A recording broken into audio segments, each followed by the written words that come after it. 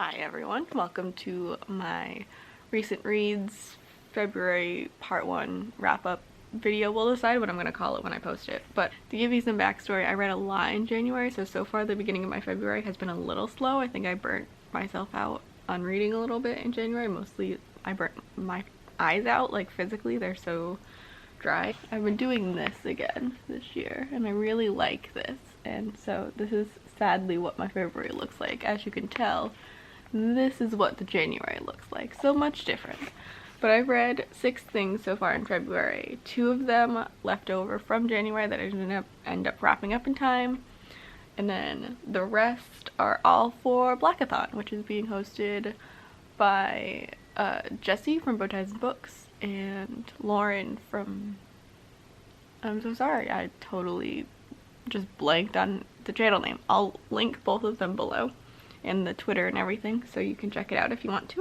It's never too late to join a readathon. So I guess I'll really quickly go over the 2 books that were left over from January that I finished up. The first one was Letter to the Person I Was by Sonia Abueli. I'm not sure, I'm so sorry. I tried to look up the pronunciation, but I got like 5 different answers and I didn't know which one to go with. This is the poetry collection that I got through NetGalley in exchange for a review. I'll link my full like Goodreads review down below. But basically I really enjoyed it. I gave it a 5 out of 5 stars. It was just really good. The writing was really interesting and really good, and there were like little doodles that I really liked, like sprinkled throughout, and I liked the parts it was sectioned into. I'm never sure how to like explain to you what a poetry collection is about or whatever, but check this one out. I really enjoyed it. The second thing left over from January was Three Way Split by Elia Winters.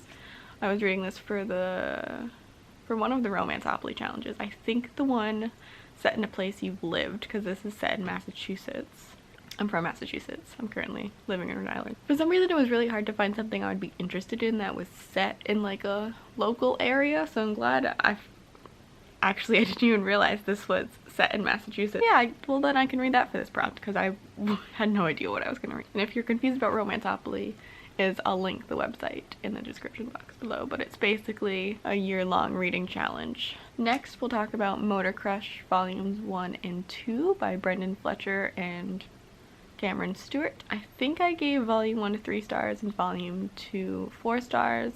This is a comic book series about a girl named Domino who is a like big star racer, but is also racing on like the illegal street side of things, and you're not sure why.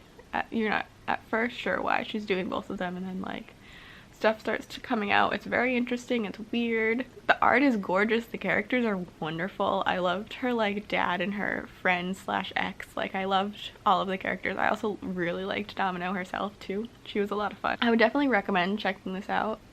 Obviously I'll put the picture here for all of these. So far everything has been I read digitally or through the library, or both. The next thing I read, The House You Pass on the Way by Jacqueline Woodson. I love Jacqueline Woodson, and every time I read something by her I want to read something else. I've only read about a handful of her books, but I really love them. Brown Girl Dreaming is my favorite so far. I gave this one a 4 stars. I found it really interesting and really good. It's about a young girl. I'm not sure if this is considered middle grade or YA. She's very young, but a young girl in the South, and I think 70s or 80s, I don't remember anymore because who has memories? I don't. Trying to figure out her sexuality, and it was really interesting and really sad and heartwarming at the same time. She like connects with one of her cousins who is also queer, and she starts figuring stuff out for herself, but obviously she's terrified to tell anyone, and it's just like really good. She also doesn't have like any friends in the area. They're the only like black family in town, and her grandparents were like part of some revolutionary movement that made it so that like everyone seems to like not look down on her, although obviously they also do that, but also seem to like use it as a way to tease her, as if like she thinks she's better than them, where obviously they're just teasing her. And then the last thing I read was Homie by Danez Smith, which I actually have a physical copy of.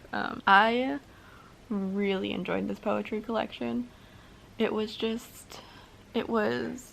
so sad at points, and it was like didn't pull any punches, but it also was like heartwarming and comforting. Like there is something in here that is very hopeful, which was nice to read about. If you haven't read anything by Danez Smith or heard their spoken word poetry, I'll link stuff down below because they are amazing.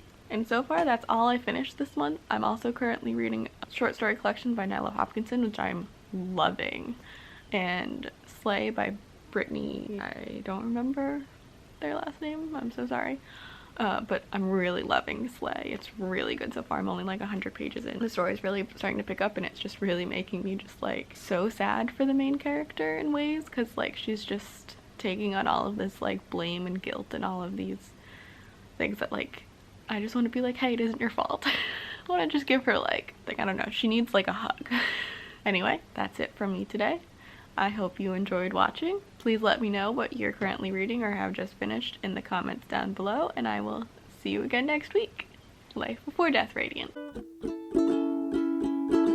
Candy wrappers, tissues, and receipts. All the things kids don't want to keep.